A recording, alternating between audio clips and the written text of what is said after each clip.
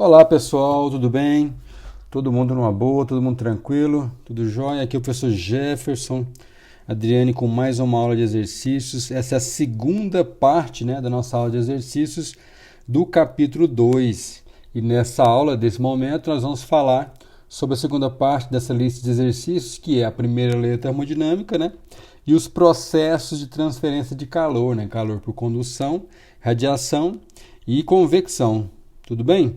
Certo? Então a gente vai começar com um exercício que trata exatamente ou da primeira lei da termodinâmica ou dos processos de transferência de calor.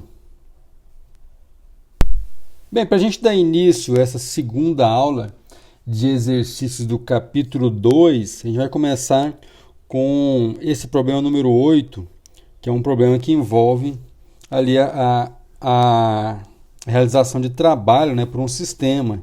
Então já tem a ver com a primeira lei da termodinâmica, a gente vai ter que calcular a energia interna, desse sistema que está descrito aqui.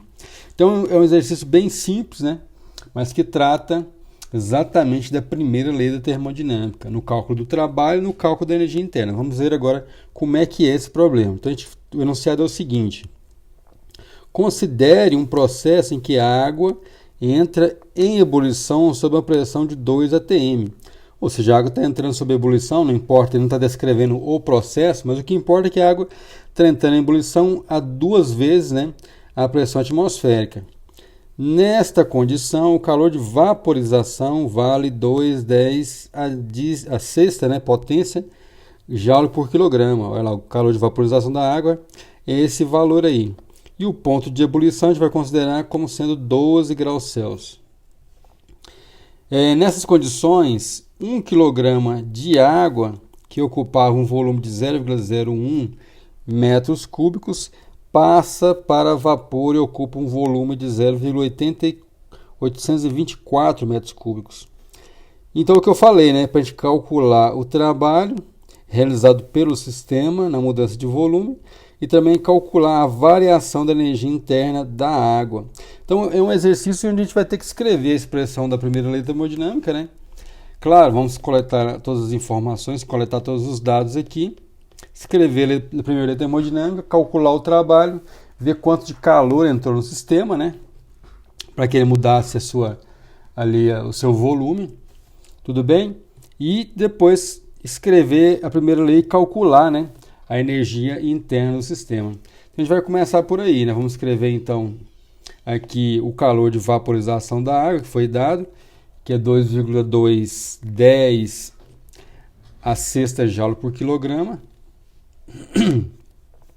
A pressão que o sistema está trabalhando aí é a pressão de 2 vezes a ATM, 2 vezes a pressão atmosférica, que vale 2 vezes 1,0110 a quinta Pascal.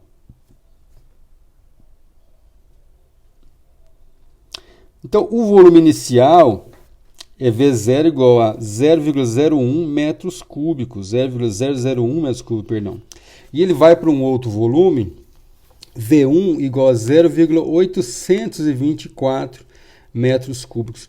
Então, é um procedimento que não é descrito, mas ele fala exatamente o que está acontecendo, Qual o volume que estava, e para qual volume o sistema foi depois. Não interessa exatamente o procedimento experimental em si, mas os estados a qual esse procedimento está submetido, a qual corresponde a esses estados termodinâmicos.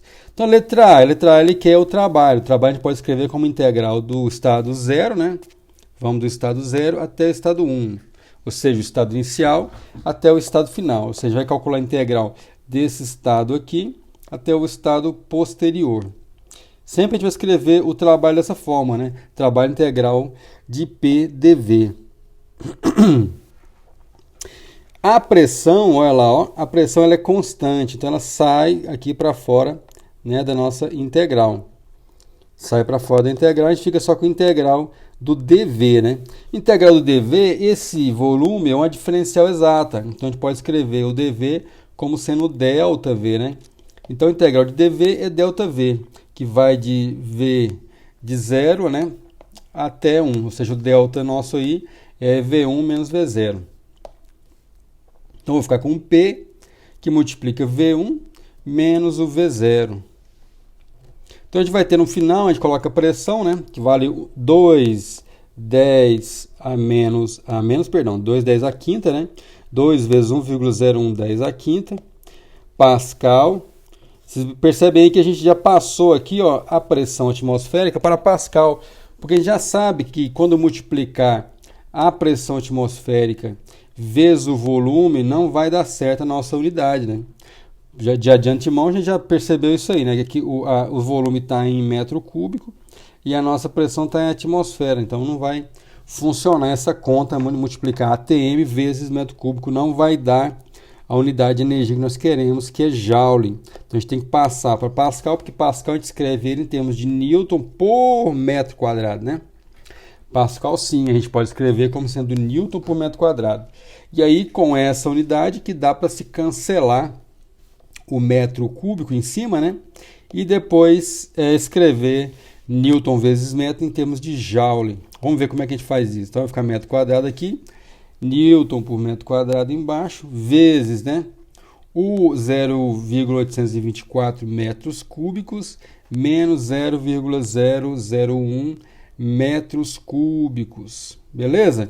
Aí sim, né? A gente cancela aqui, ó. Metro cúbico vai cancelar com metro quadrado, vai ficar o quê? Vai ficar metro aqui e metro de cá. Aí esse metro a gente fatora ele e multiplica pelo Newton. A gente sabe que Newton vezes metro, né? Isso aqui dá a nossa unidade de energia que nós queremos, que é o Joule. Perfeito? Então por isso que nós fizemos essa modificação de antemão na nossa unidade. Se tivéssemos dúvidas com relação a isso, a gente manteria aquela unidade e depois faria análise, né, para ver como proceder com essas unidades aí. Então, a gente fica com o resultado que é trabalho igual a 1,6610 a quinta joules. E a letra B? A letra B é que é a energia, a variação da energia interna, né? Pela primeira lei, a gente sabe que a variação da energia interna é Q menos W. Aqui vale uma oportunidade de frisar alguns detalhes, né? Então, a primeira lei é sempre essa, né? Delta U, a variação da energia interna do sistema, igual a Q menos W. O Q é sempre o calor que o sistema recebe. Então, o calor que o gás está recebendo, o calor que a água está recebendo, o calor que aquele sistema termodinâmico está recebendo. E o trabalho é sempre o trabalho do sistema termodinâmico, né? É o trabalho do sistema. Então, se por acaso alguém comprime o sistema, ele realiza o trabalho negativo, ele ganha energia. A energia interna dele fica positiva porque vai matar esse menos aqui do trabalho negativo que o sistema sofreu. Agora, se o sistema realiza o trabalho, ou o gás empurra, né, as paredes que o contém e realiza trabalho, ele realizando trabalho, esse sinal aqui não some, né? Então a energia interna do sistema é que vai diminuir. Entende a lógica da primeira lei? Na minha videoaula eu volto a essa questão e vale muito a pena a gente frisar isso aqui, né? O calor é sempre o calor que o sistema recebe e o trabalho é sempre o trabalho que o sistema realiza, tá bom, gente? Vocês vão encontrar outras definições, mas a gente está usando essa percepção de trabalho. Trabalho para a gente aqui é o trabalho que o sistema realiza, não o trabalho que um agente externo realiza sobre o sistema. Maravilha? Continuando então, nós temos condições então de calcular o trabalho. Por quê? Porque a gente tem o calor, calor que o sistema recebeu, que o sistema vai receber um calor de vaporização, beleza? Vai receber um calor de vaporização. Delta U, então, vai ser o Q menos o W, reescrevendo aí. Então, o calor de vaporização aqui é ml, menos o trabalho que nós calculamos. Então, vamos ficar com 1 kg vezes 2,210 a sexta joule por quilograma, certo? Menos 1,6610 a quinta joules. Corrigindo aqui, ó, que é 1,6610 a quinta joule. Vamos corrigir esses 6 aí. 1,6610 a quinta joules. E aí a gente cancela, né, os quilogramas para ficar a unidade correta, que é joule. Então a energia interna, ou seja, a variação, perdão, da energia interna no sistema vai ser 2,03 10 a sexta joules, certo? Que é o valor que já tinha sido encontrado no gabarito. Certo? Então esse foi o primeiro exercício envolvendo a primeira lei da termodinâmica. Tá legal? Daqui a pouco vamos resolver na sequência um outro probleminha envolvendo também a primeira lei. Muito bem, minha gente, esse aqui é mais um problema, né? Envolvendo transferência de energia, né? De forma, por exemplo, agora vamos analisar que o sistema tem uma energia cinética e toda essa energia convertida em calor para o sistema, né? Na perspectiva da primeira lei da termodinâmica, né? Então, qual é o enunciado aqui do exercício? A gente tem uma bala de aço, calor específico, 440 joules por quilograma vezes Kelvin, atinge o tronco de uma árvore a 400 metros por segundo. Então a ideia aí é que essa bala tem uma energia cinética associada a essa velocidade. Considerando que a metade do calor gerado por atrito é usado para aquecer a bala, que estava a uma temperatura de 40 graus Celsius um instante anterior ao choque, qual deve ser a temperatura final da bala? Então a ideia, né, como eu falei para vocês, essa bala tem uma energia cinética, né, energia do sistema. Essa energia, né, parte dela é convertida em calor. A justificativa é que esse calor surge por atrito, né? A bala se choca lá, atritando ali a árvore, e esse calor é gerado devido a essa energia que estava antes em formato cinético, energia cinética convertida em calor. Vamos olhar então mais assim, digamos, de maneira aprofundada esse problema. Como é que fica esse problema? A gente vai tentar destrinchar aqui, coletar os dados. Olha só, o calor específico então foi dado, né? É 440 joules por quilograma vezes Kelvin. E a velocidade da bala, como foi colocado no exercício, é 400 metros por segundo. A gente tem uma condição, né? A gente tem uma condição para que esse problema seja resolvido. A gente vai olhar agora que condição é essa, né? Que é o que ele foi colocado lá, que apenas metade dessa energia cinética, metade de mv quadrado, que é convertida, né, em calor, né, em energia térmica. Metade dessa energia cinética, metade da energia cinética é convertida em calor. Então, a condição do problema.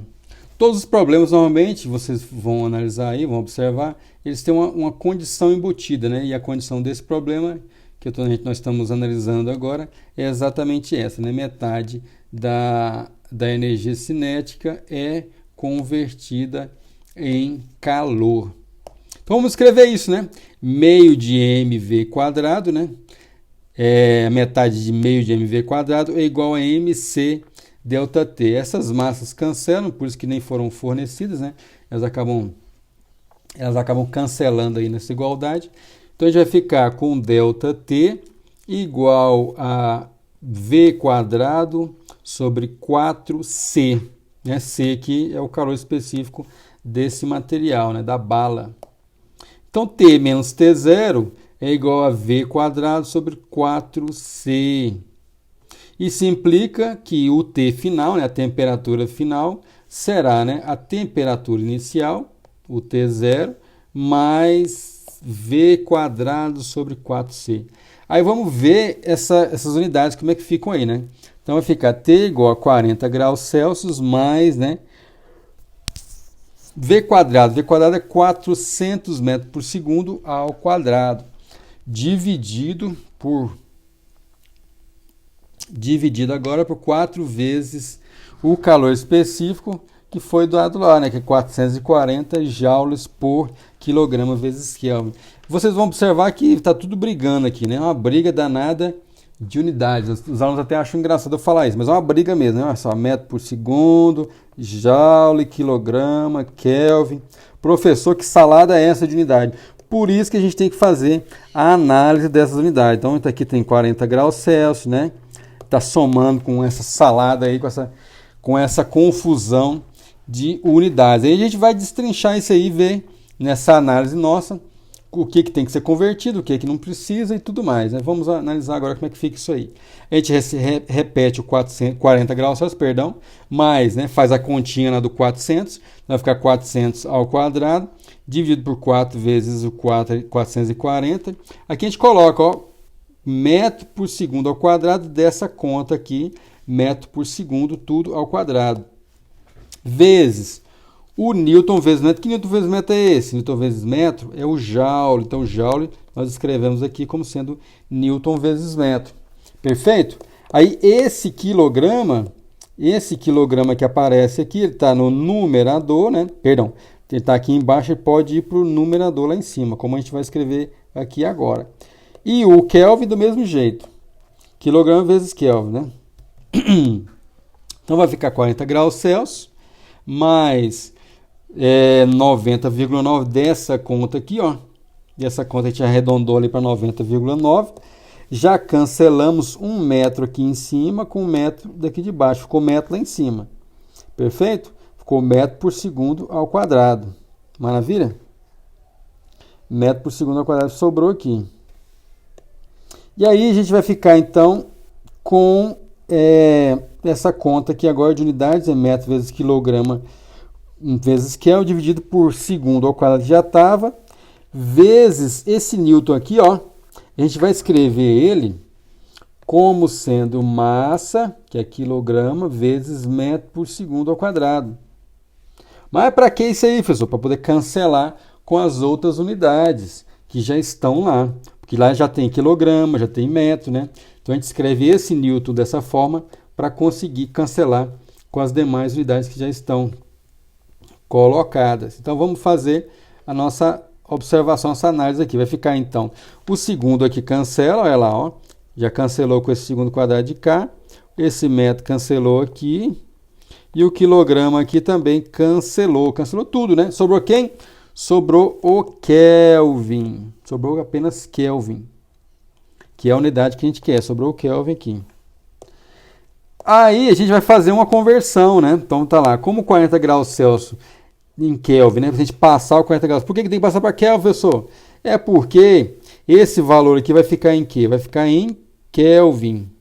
E aqui a gente está somando, ó, uma unidade em graus Celsius. Então não vai funcionar, né? Ou eu passo 40 graus Celsius para Kelvin ou eu passo 90,9 para graus Celsius. Vou fazer essa brincadeira de passar para Kelvin só para ficar divertido, a gente passar esse aqui também. Ó a brincadeira que eu estou fazendo, fica divertido, né? A gente tem várias opções, eu vou escolher essa, né? Eu vou escolher essa que é passar o 40 graus Celsius para Kelvin. Depois a gente pode voltar para graus Celsius também, sem problema nenhum. Não tenha preguiça de fazer as conversões. Certo? Então vai ficar 40 graus Celsius para Kelvin, 313, né? 313,15 Kelvin. Então eu vou ficar com o T final igual a 313,15, que é o 40 graus Celsius. Ó. Esse aqui é o 40 graus Celsius que a gente, né, passou para Kelvin. Maravilha? Esse é 40 graus Celsius. Mais o 90,9 Kelvin. Isso tudo dá o quê? 404,05 Kelvin. Aí você pode depois, se você quiser, passar isso aqui para graus Celsius. Ah, professor, mas lá está pedindo, ó, o valor em graus Celsius. Ah, maravilha, vamos passar então para graus Celsius sem problema nenhum, né? Encontramos o valor final, 404,05, a gente passa então para graus Celsius isso aí. Então o T final vai ser 131 graus Celsius. Maravilha? Então esse problema, vocês viram aí que essa análise nossa de unidades, ela é muito útil e muito importante para a gente não fazer bobagens. Problema 13 agora, gente, também envolvendo a primeira lei da termodinâmica. Esse é um problema muito interessante que trata da primeira lei da termodinâmica numa perspectiva bem assim, né, do nosso dia a dia, da nossa vida, né? Onde a gente vai ver que o nosso corpo pode trabalhar, né, numa ideia de máquina térmica. Então, como é que é o problema 13? O que está falando aqui no problema 13? O procedimento de queima ou oxidação da gordura humana leva em conta vários fatores, mas deve obedecer basicamente o princípio de conversão de energia térmica em trabalho, né? Basicamente é isso que ocorre quando a gente faz a queima de gordura corporal, né? A gente quer que essa gordura, que é uma energia ali estocada, né, seja utilizada no final das contas para a realização de trabalho humano, né? A gente vai realizar trabalho e para isso usa esse estoque nosso de gordura. De outras maneiras, isso é muito complicado, né? Se não for pensando dessa forma, ou a gente vai ter que retirar essa gordura mecanicamente ou outros processos químicos aí que não envolvam a realização de trabalho. Em média, cada quilograma de gordura corporal conta com energia de 7.000 quilocalorias, certo? 7.000 quilocalorias.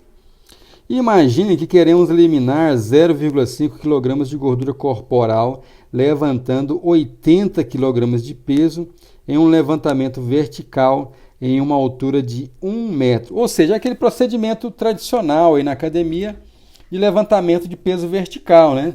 Aí nesse caso a gente já está padronizando, já está idealizando o nosso processo aí, ao qual a gente vai levantar 80 quilos aí de peso, né? Em uma altura de 1 kg. Claro que na academia você faz vários processos, né? A gente está simplificando justamente para fazer a análise aí requerida do problema.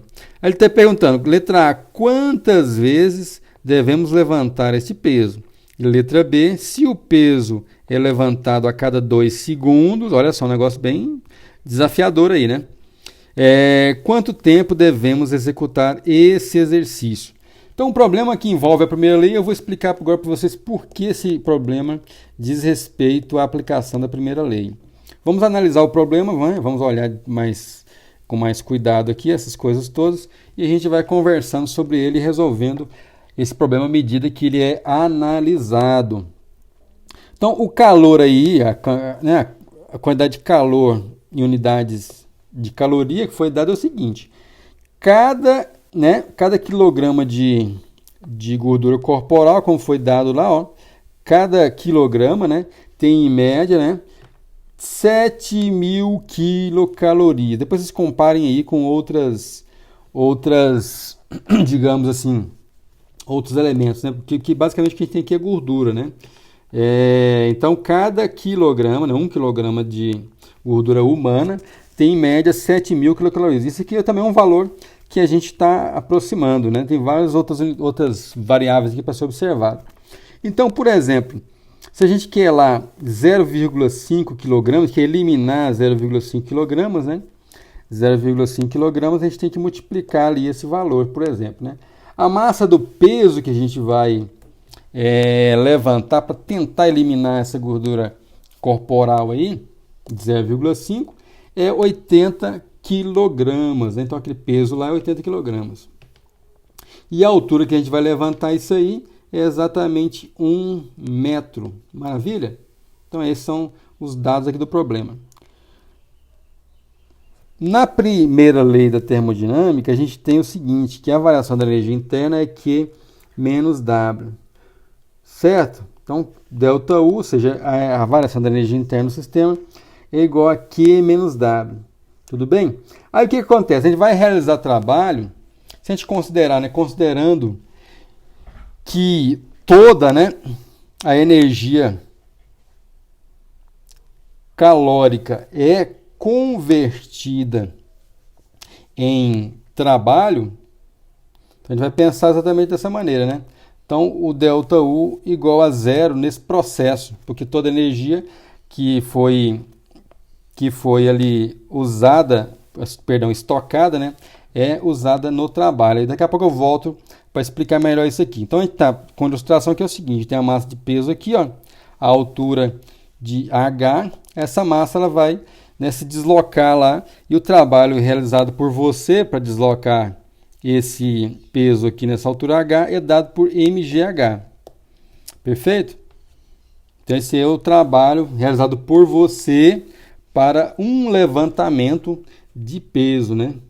E mgh vezes n para N levantamento. Então, esse N aqui, a gente multiplica por N se a gente tiver N levantamentos de peso. Se tiver N levantamentos, né? Ou N repetições. Então, vamos voltar aqui a essa questão da primeira lei. O que está envolvido aqui? A questão toda é o seguinte, que a gente vai usar essa queima calórica aí para... Essa queima calórica, vamos imaginar aqui, essa queima calórica de 7.000 quilocalorias, né? E ela está estocada, a gente vai usar isso para realização de trabalho. Então, a energia do sistema, a energia interna do sistema, né? A gente vai escrever isso aí como zero, por quê? Porque eu quero que toda a energia desse sistema seja utilizada para a realização de trabalho, beleza? Realização de trabalho. Então, a gente está pensando exatamente dessa forma, né? Que o calor que o sistema vai consumir, que na verdade é o calor ali do estoque de calorias, né? Vai ser utilizado para o trabalho, ou seja, você não vai armazenar mais energia, né? Você vai ter esse balanço energético no final nulo. Por quê? Porque a gente está imaginando que esse sistema vai gerar, né? Essa energia está estocada, certo? Você imagina, está estocada, mas você vai promover, né, esse desprendimento de energia. E você quer o quê? Você quer que ele não volte mais para o sistema, mas você quer que ele seja utilizado o quê? Aqui na realização de trabalho. Então, a variação da energia interna é nula exatamente por conta disso. Você vai desprender essa energia das calorias e essa energia ela vai para a realização de trabalho e não para outros processos, né, internos do sistema, da nossa máquina térmica. Por isso que o ΔU aqui é igual a zero e a gente tem a caloria convertida em trabalho. Maravilha? Então vamos lá agora, né? Trabalho igual a quê? Né? O trabalho igual ao calor, né? Energia calórica. Então mgh vezes N. Por que N? Porque a gente está querendo responder a primeira questão ali, primeiro item, né, do nosso problema, que é quantas vezes devemos fazer essas repetições, né? Por isso do N ali. Então vai ser 7.000 quilocalorias, que é o que? Então, o que eu estou escrevendo de cá, né? Quilocalorias vezes 0,5 quilogramas, né? Então, vamos ficar com 7.000 quilocalorias. Professor, vai ficar brigando as unidades, né? Caloria aqui e mgh do outro lado. Vai ficar brigando isso aí. Pode ser que brigue. Vamos ver se isso vai ou não brigar ali, né? Ter uma certa confusãozinha. Então, olha só, voltando um pouquinho só para apagar o vermelhinho ali, quilograma por quilograma. Então, eu vou ficar com um N, agora eu vou pegar esse N e isolar ele, né? Passo esse danado aqui para o outro lado. Então, vai ficar N igual a 7.000, 10 elevado ao cubo, desse K aqui, que é quilo, certo? Vezes 0,5 calorias, dividido por mgh. A gente escreve, então, 7.000, 10 ao cubo vezes 0,5 vezes caloria, nós vamos escrever ali, ó, caloria 4,186 joules, maravilha? Dividido pela massa, que é 80 kg, vezes o G, que é 9,8 metros por segundo ao quadrado, vezes o H, que é 1 metro, né? Beleza? Aqui a gente só tem 1 metro do Hzinho lá. Aí todas as unidades podem se cancelar, porque eu tenho aqui agora massa vezes aceleração, é dado em newton, certo? Aí a gente multiplica isso por metro, dá o joule. E o joule cancela com esse joule aqui de cima. Desculpa a tosse, gente. Então, olha só, continuando. Vou ficar então com o número N de repetições igual a 686 repetições. Esse N aí não tem unidade, é só um número de repetições, um número natural.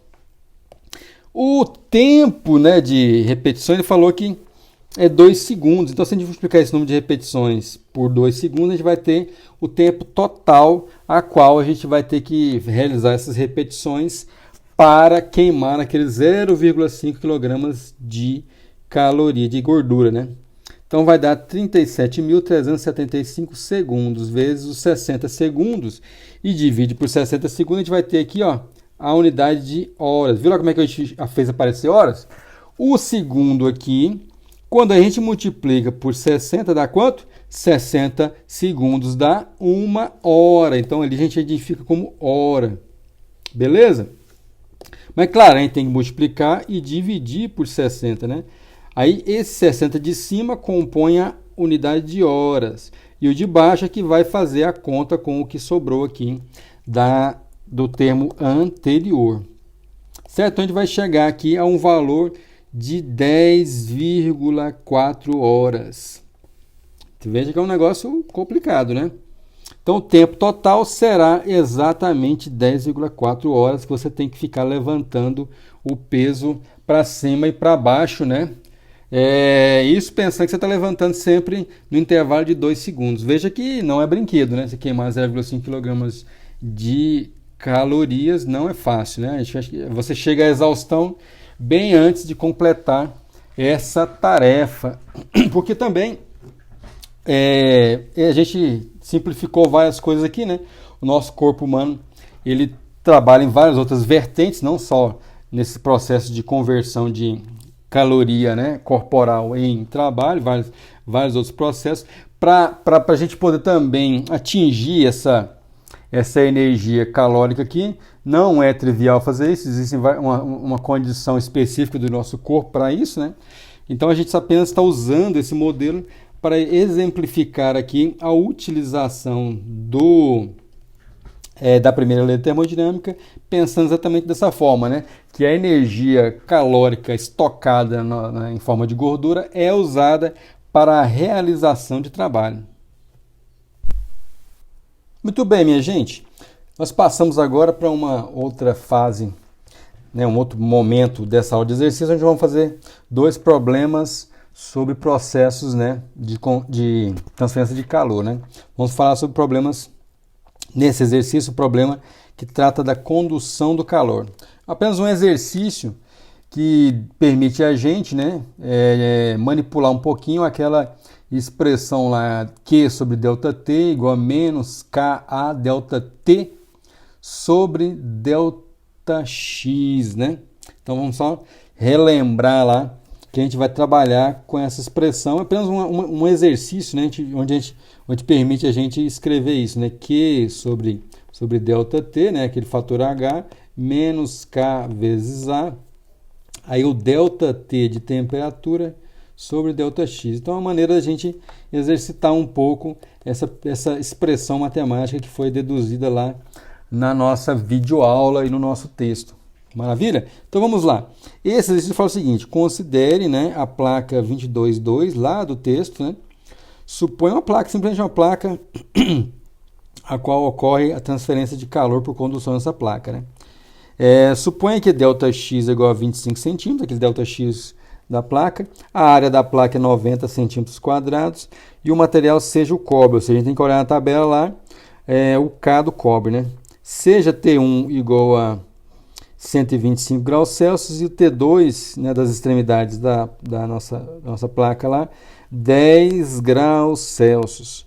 Aí ele pergunta qual o gradiente de temperatura, né, ΔT sobre ΔX, gradiente de temperatura ao longo da barra, considerando, né, que o sistema já atingiu o estado estacionário, né, o estado onde se estabelece lá esse gradiente de temperatura. Qual a taxa de transferência de calor, né? Qual a taxa lá? O Q sobre ΔT de tempo de transferência de calor. Maravilha? Então vamos pegar os valores aqui e manipular aquela expressão para encontrar esses 2 itens solicitados no exercício. Então o ΔX é 25 centímetros. Tudo bem? A área, né, é 90 centímetros quadrados e a temperatura, né, da extremidade 1 é igual a 125 graus Celsius e a temperatura da outra extremidade 2, né, é 10 graus Celsius. Letra A, né, a gente pode escrever o gradiente de temperatura, ΔT sobre ΔX. Então a diferença de temperatura, né, uma extremidade menos a outra, dividido pelo incremento ΔX, né? Então, isso vai dar para a gente 10 graus Celsius menos, né, 125 graus Celsius dividido por 25 centímetros. Beleza? Então, o gradiente de temperatura é igual a menos, né, 460, graus Celsius por metro quadrado. Então, por que desse valor aí? Por causa da orientação que a gente atribui lá às extremidades de temperatura, né? A temperatura em 2, colocar de outra cor aqui, temperatura em 2 menos a temperatura em 1, né? Certo? Essa aqui é a questão, né? Por causa das extremidades desse material, tá dessa forma. Que o ponto 2 do ΔX coincide com o 2 de temperatura menor, né? Por isso que à medida que a gente vai para uma extremidade, a gente tem um gradiente, né, negativo. Beleza? Essa aqui é a questão, né? O ΔX2 menos X1 coincide aqui com 2 menor do que o T1. Por isso que dá ali um gradiente negativo de temperatura, né? ΔT sobre ΔX negativo. À medida que a gente avança, né, no ΔX, esse ΔT ele vai diminuindo, né? Essa aqui é a questão. Letra B, então a gente tem lá, letra B, o Q sobre ΔT, né? Ou seja, a taxa de transferência do calor.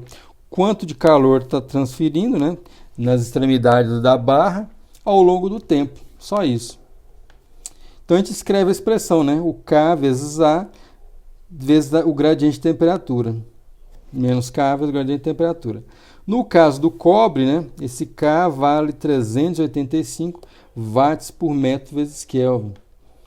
Vezes a área, que é 90, 10 a menos... Por que 90, 10 a menos 4? Porque aqui a gente tem centímetro ao quadrado, né? Então é 10 a menos 4 metros ao quadrado. Vezes lá, menos 460, que é o nosso gradiente de temperatura, dividido por metro, né? Graus Celsius por metro. Então, cancela metro quadrado com metro aqui. Maravilha. Com esse outro metro aqui também, a gente cancela os dois, porque tem que ficar no final joule por tempo. Vamos ver. Ou então watt, né? Tem que ficar watt. Aqui a gente tem a diferença, olha lá, ó. Aqui a gente tem a diferença de temperatura, certo? A gente tem o ΔTC. E esse camarada aqui também é um ΔTK. Por isso que esses dois camaradas aí se cancelam. Tem a diferença. Então a diferença pode se cancelar naturalmente, sem problema nenhum. Então, vou ficar com Q sobre ΔT igual a 15, né? Perdão, 1.594 watts, né? Que é joule por segundo, aqui a unidade de watt. Então, apenas uma aplicaçãozinha para a gente aquecer os motores com relação aos processos de transferência de calor. Bem, agora vamos para um problema, pessoal, que envolve, né, transferência de calor por irradiação. É um problema muito elegante, muito interessante, vale muito a pena a gente prestar atenção, né, bem focado aqui nesse probleminha. Aplicação muito legal, que é o seguinte: antes da descoberta dos refrigeradores, usava-se o processo de perda de calor por irradiação à noite para produzir pequenas quantidades de gelo. Então é aquela história do gelo, né? Você tem uma quantidade de água numa bacia, o que seja, né, no chão, e ele vira gelo durante a noite, né? Em determinadas regiões, no inverno acontece isso, né? E esse problema tenta explorar um pouquinho dessa situação, como é que o gelo se forma ali, né? Por exemplo, por irradiação. Se a gente quiser analisar o processo, né, de formação de gelo, onde a água vai irradiar esse calor, fazendo ali a formação de gelo, pequenas quantidades de gelo, né, na água exposta ao ambiente, né? Suponha que tenhamos uma fina camada de água de 5 gramas, distribuída em uma superfície de 9 centímetros quadrados. Com uma boa emissividade E igual a 0,9 que é a emissividade dessa área aí, em uma temperatura inicial de 6 graus Celsius. Então imagina lá, né? Você tem essa área de 5 gramas de água, 9 centímetros quadrados, e a gente vai olhar essa geração do gelo na água, aí, né? A água se transformando em gelo, apenas pelo mecanismo de radiação, né? Certo? Então vamos ver como é que funciona isso. Como o céu é à noite, né, sem nuvens, né, se comporta como um grande absorvedouro de calor de temperatura menos 23 graus Celsius, calcule o tempo para essa porção de água perder calor por irradiação e virar gelo. Então é um processo, né, que a água vai passar, tá a menos 23, perdão, está 6 graus Celsius, vai irradiar e se tornar gelo a 0 graus Celsius. Vamos ver como é que funciona isso. Então a gente tem a massa lá, né, que é 5 gramas, a área é 9 centímetros quadrados, a emissividade dessa área a gente está considerando como 0,9, a temperatura inicial da água 6 graus Celsius, né? E a temperatura final desse negócio aí 273, perdão, a temperatura inicial a gente passa para Kelvin, porque todas as expressões lá a gente vai usar em Kelvin. Então a temperatura inicial a gente passa para Kelvin, 279,15 Kelvin. Certo? E a temperatura final, perdão, a temperatura do ambiente, né? A temperatura que o ambiente vai ter, que vai absorver essa radiação da água, é menos 23 graus Celsius. A gente passando isso aí para Kelvin, a gente encontra então 250,15 Kelvin. Beleza? Primeiramente, a gente vai olhar os processos a qual a água vai passar, né? Primeiramente, vamos calcular o calor, né, total que a água vai ter que perder para virar gelo, né? Total do processo. Então a água vai funcionar assim, né? Ela está em 279,15, que é a temperatura T0. A água 279,15 Kelvin. Ela vai perder um calor Q', que é MC delta T, e depois vai virar essa água, vai chegar a temperatura de zero, né? Que é 273,15, 0 graus Celsius. Depois disso, ela vai virar gelo. Então tem um calor Q, duas linhas igual a ml de fusão para virar gelo. Aí sim ela virou gelo a 273,15 Kelvin. Tá legal? Então o calor total vai ser o Q' mais o Q duas linhas. Isso aí vai ser igual a 5, 10 a menos 3 kg, que é os 5 gramas. 5 gramas de água, M. C da água, 4.190 joules por quilograma vezes Kelvin. E nas temperaturas final 273,15 menos inicial 279,15. Maravilha? Mas menos, perdão, né? Porque tudo aqui é negativo, estão percebendo? Então a água sempre perde calor, né? Então ela está irradiando, ela vai perder calor. Aqui não tem problema, o sinal negativo vai surgir naturalmente da temperatura, mas aqui a gente tem que colocar com a mão, ó. Nesse processo Q, duas linhas igual a mlf, não tem jeito, tem que colocar o sinal com a mão, porque ela está perdendo o calor para virar gelo. Então é menos 5, 10 a menos 3 kg vezes 3,33, 10 a quinta, que é o calor de fusão da água, joule por quilograma. Né? As temperaturas cancelam para a gente ficar apenas com a unidade de joule, que é a unidade de calor aqui no nosso processo, né? Então a temperatura, vamos destacar os dois calores, que vai ser uma coisa muito importante posteriormente. O calor Q', a gente pode escrever, antes de somá-los todos, 125,7 joules. Fazendo essa continha aqui, ó, a conta de cima. Menos 125,7 joules é o Q'. E o Q, duas linhas, é menos 1.665 joules. Perceba, olha a grande diferença. Ó.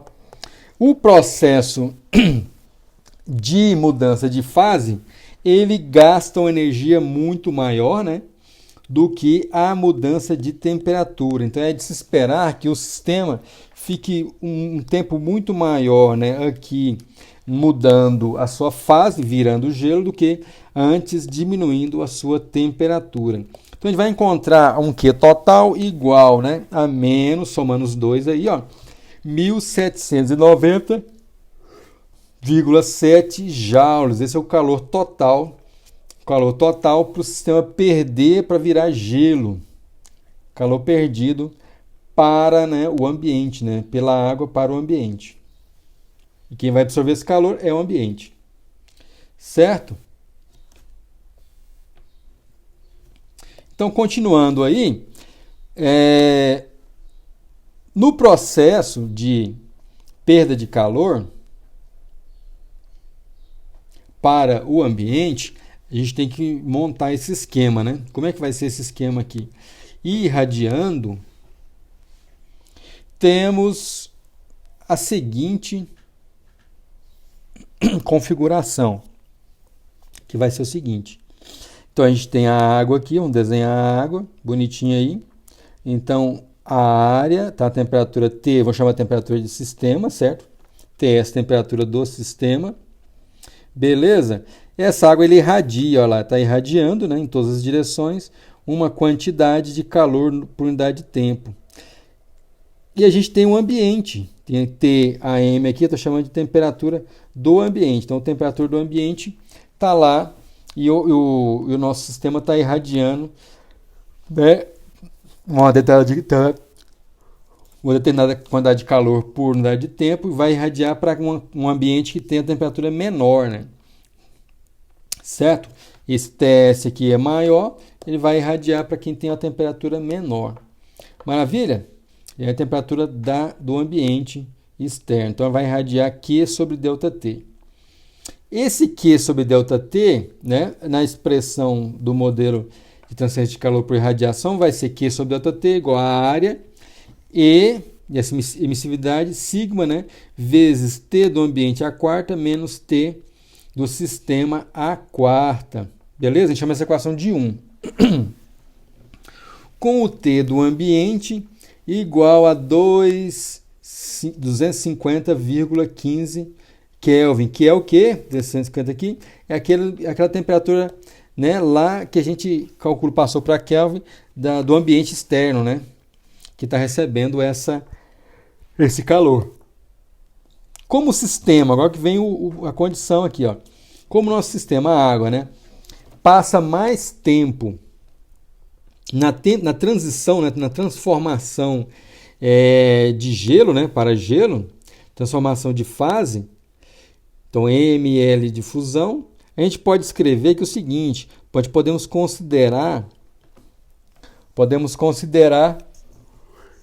que a temperatura do sistema, porque eu tenho que usar uma temperatura aqui, vocês concordam? Eu tenho que colocar uma temperatura aqui para quê? Para a gente conseguir calcular o tempo, né? Esse ΔT aqui, que é o tempo de mudança desse processo todo, né? De radiação nesse calor. Uma coisa que a gente pode fazer é considerar essa temperatura do ambiente, do sistema, perdão, como sendo 273,15 para fazer essa continha, né? Para fazer essa conta aí, em 1.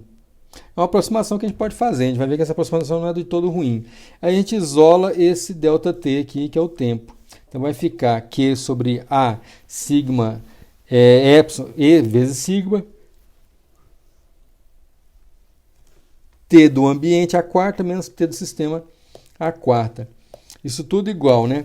A menos 1790,7 joules, dividido por 910 a menos 4, passei para metro quadrado aqui, ó, a área, vezes, né, 0,9, vezes 5,610 a menos 8, que é a constante de Stefan Boltzmann, watt por metro quadrado vezes Kelvin a quarta. Olha o Kelvin a quarta aqui, ó, para cancelar bonitinho com as temperaturas lá, Kelvin a quarta também. 250,15 a quarta, Kelvin a quarta, menos 273,15 Kelvin a quarta também. Passando a barra de divisão aqui, bonitinho. Então, a gente fazendo essa conta, os kelvins aqui, ó, como eu falei para vocês, vão se cancelar, né? Morre todo mundo. Beleza? Esse metro quadrado vai morrer com esse metro quadrado aqui também, certo? O joule aqui de cima, ó, vai cancelar, deixa eu escrever aqui, vai cancelar com o joule do watt por segundo, ó, joule aqui, ó, watt por segundo, certo? Joule por segundo dá o watt. Maravilha? Então vou ficar com um valor de 23.614 segundos. Passando isso aí para horas, ele vai ficar com um tempo em horas de 6,6 horas. Então esse é o tempo que o nosso sistema gasta, né, para mudar de fase, né, para virar gelo, né, aquela água lá antes a uma determinada temperatura mudou para gelo. Esse é o tempo necessário para ocorrer isso, pensando, né, somente no mecanismo de transferência de calor por irradiação para o meio ambiente. Certo, gente? Um abraço a vocês, espero que todos tenham gostado dessa videoaula de exercícios. Fiquem atentos para as futuras aulas de problemas das nossas listas. Um grande abraço a todos, bom estudo para vocês. Até mais.